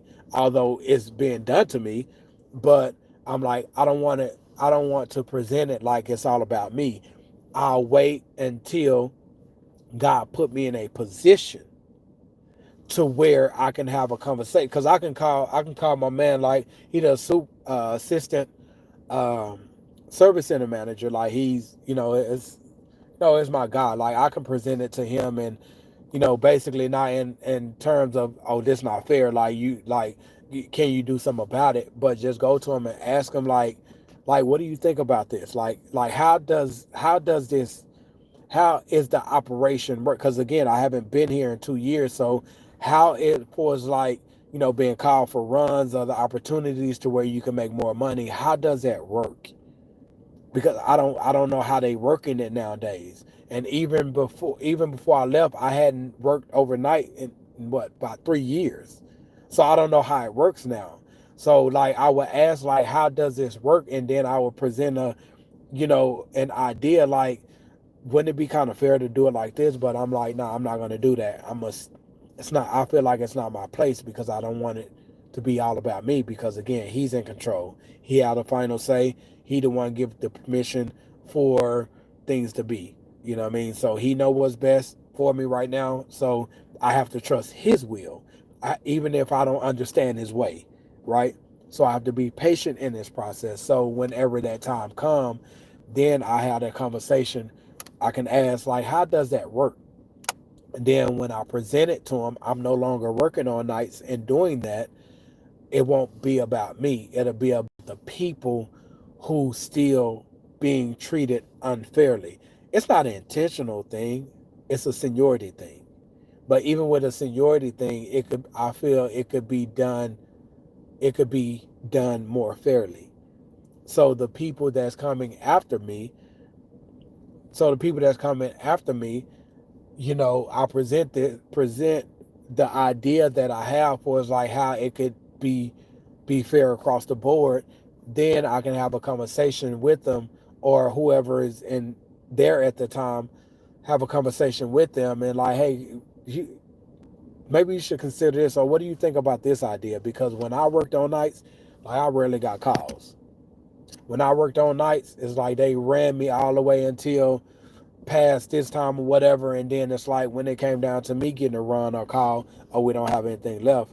When you stop everybody, the few people that's out there with me, you stop them from doing what we're all supposed to be doing 2 or 3 hours earlier, to call them on something, and I'm still out here doing it myself, like, which is fine, because I mean, like, usually, like on Fridays, like my first 3 or 4 weeks back, I was the only one out there on Fridays doing everything, which, it was cool, because I mean, it's exercise for me. It don't bother me, you know what I mean? And I'm really good at what I do. Glory to God. I'm really good at what I do. So, and I have a system in place. So when I came back, I started doing that exact same system that I had, the same routine, everything that I did before I left, or before I went to days and started going to different service centers helping out. I I tapped into that same system, that same routine. So, like, I mean, I can handle doing everything myself. You know what I'm saying? Like, but don't have me doing everything myself, and then at the end of the night, you tell me, hey, um, go on the dock. Like, nah, that ain't cool. You know what I'm saying? I don't think it's cool. We don't have anything else. Everything else been dispatched out. Like, I don't think that's fair. You know what I'm saying? Like, so because it's like that, I don't get my full 8 hours. Like, I have a family, I have a responsibility. You know what I mean? Like, just 8 hours in a work shift, that's not gonna do it. You feel me? You know what I mean? Like, but I have not complained. I'm not gonna complain. I'm gonna still show up, add value. I'm still show up, see, where in the areas where improvement can be made. Put that in the book if that's that what we're talking about. Um, for, like, creating that change in the workplace. I'm just gonna keep doing what I'm supposed to do, because I know God is doing the work inside of me, preparing me for the work that He's going to do with and outside of me. You know what I'm saying? Like, so I try to keep that perspective. When I keep that perspective, it helps me keep it helped me maintain the right attitude that I'm supposed to have, to where it's not weighing on me or making me feel get all discouraged and so on and so much, because I do believe, I do trust, and I do have faith. So my actions must show that in terms of my work, as well as my attitude, my mindset, everything being positive throughout this process, because it's a process. All the smoke, it's a process. But I understand it's for me. It's helping me. It's growing me. It's preparing me. You know what I'm saying? God will be able to do greater things with me, and through me, for the benefit of his people, because of what he's doing inside of me. Not because I'm sweet like that, not because I'm like that, but because he like that. You know what I mean? Because he good like that, because he's faithful like that, because he's graceful and merciful like that. You know what I mean? Because he like that. You feel me? So you gotta try to keep that same energy, and just know it's gonna be all right. All right. So I guess that's it. Um, I guess I'll talk to you guys later. You guys stay blessed. Know that everything that you're going through is for you. I have a saying that it. I have a saying that says there's gold nuggets in the darkness of your past that God wants to use for the light of your future. So the darkness, the struggles, the hardships, the trauma, everything that you went through in your past, there's gold nuggets back there that God like, okay, if I can only get you to see what you learned. Gold nugget. If I can only get you to understand that I know it was hard, I know it was tough, I know it was wrong, but if I can get you to understand that I have a plan for you, you can start looking at everything that you've been through, and you can see those things, how you can help the individuals who God has assigned to you, to help them get through what you've been through, that's going to create a brighter future for you. Not with the whole uh not with the whole things and all the stuff that he's going to bless you with. It's because now you can finally experience healing. You can finally get that breakthrough. You can finally overcome some things that you've been struggling with all these years. Why? Because the healing happens when you help someone else, especially when they're struggling in the same areas that you're struggling in. Seeing like the peace come over them, them being released, them being so grateful and thankful that you shared that encouragement, shared your testimony, shared your story with them. Now they see that it's possible. They understand that they not the only one that went through it, and now that you are on the other side of it, or you still going through it, that you took time out to give me a word, to help me, to share with me, like to see that, and to see what it does for them. That helps you heal. That helps you understand, like, you know what, it's not about me. It happened to me, and it sucked, but it's not about me. God want to do greater things with my story. Shall I say, God? Yeah, God want to do greater things with me from my story. God do have a plan for me. God want me to impact others. Like, like it's so many things that we've been through in our past, that's going to be the very thing that God is going to use, that's going to brighten up our future for years to come. So again, there are gold nuggets in the darkness of your past God want to use for the light of your future. Just give him your life. Give him you. Let him know, I don't know what it looks like. I don't know how, but I trust you with my life. Have your way with me. I believe that you lived, you died, and you rose on the third day for me. I believe you laid down your life for my sins. I can't repay that. That was a gift. But I do want to give you my life to show you that I'm grateful and I'm appreciative of it. Although I might make mistakes, I choose you. I am going to work on not making those mistakes. I understand I'm not perfect, but I do know with you it's possible. So have your way with me.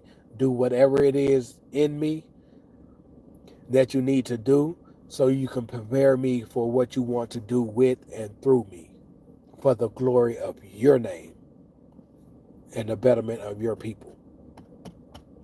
Have your way with me. You lay it on them like that, it don't even have to be extensive.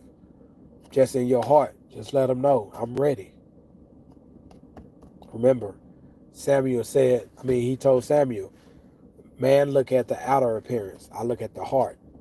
He know what's in your heart. Let him know I'm ready. Let you know what he wants you to do. Show me the way and be willing to follow. Even if it don't make sense. That's what faith look like. Still doing it anyway. Because you believe. Because you want to please him. That's faith. Doing it anyway, even if it don't make sense. Even if it don't add up. Even if it's not practical or logical. If this is what you're telling me to do, I'm going to do it.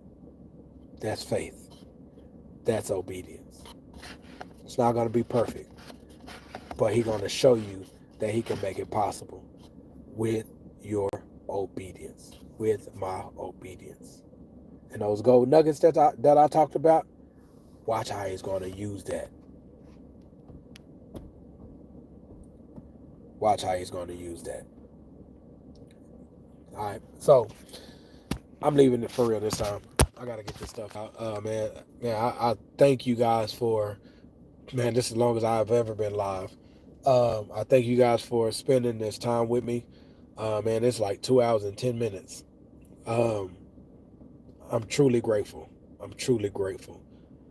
Out of 2 hours and something, I pray that you got at least one thing out of it that's going to help you in whatever way and possibly change your life forever. Because now it was that one thing that you needed to apply or, breakthrough, healing, whatever it is. It was that one thing. Don't pat me on the back though. I couldn't not have no idea what you've been through, what you've been going through. Couldn't know. How could I say the right thing that you needed to hear, that you needed to know? That's the work of the Holy Spirit. It is not me. It is not me. God is letting you know that he heard you. He heard your prayers. God is letting you know that, yeah, he see what you're going through. Excuse me.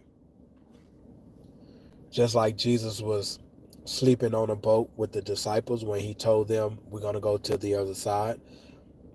And, it started to rain and storm and stuff like that. And they went down there and woke him up and said, do you not care that we're going to die? My man said, I think that's the way when he told him so little faith. I know he told Peter that, but my point is, he is in that storm with you. He have the power to make it calm. He have the power to make it be still. He also have the authority not to do those things, but have the power to cover you in the process. He heard you. He know. He just wants you to know that he's in it with you.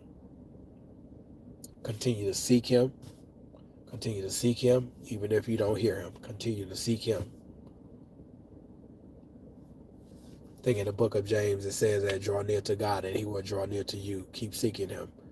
I say about a month and a half ago, it's like I couldn't hear him no more. It's like I was I was communicating on the wrong frequency. It's like because I started straying before that point, and I knew, I knew our connection wasn't there. I talked with them every day, but I knew the connection wasn't there, and I just had to do what the written word said. Draw near to God, He will draw near to you. I just continue to draw near to Him. I just continue to try to seek Him consistently. I tried, um, and it's not the best of where it could be because of me. Um, but man, when I say it's much better than what it was a few weeks ago, much better because I'm trying to be more obedient. When we are obedient to His will, His instruction, His word, that also create a stronger, intimate relationship with Him too by being obedient. So I just been trying to be obedient, especially this year. Um, just being intentional about being obedient. You know what I mean? So um, I don't always get it right. I just slipped Sunday. I just slipped Sunday. Literally, right after I came out of the office. Right after I came out of the office, He said, it's time for you to start denying yourself, saying no to you and yes to me. It's time for you to start crucifying your flesh daily and start following me. Saying no to me, saying no to you and yes to me. And right after I left out,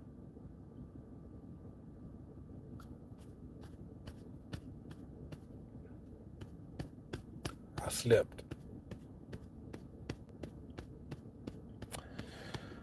So I'm speaking to you not from a sense of I'm perfect or that I have it figured out,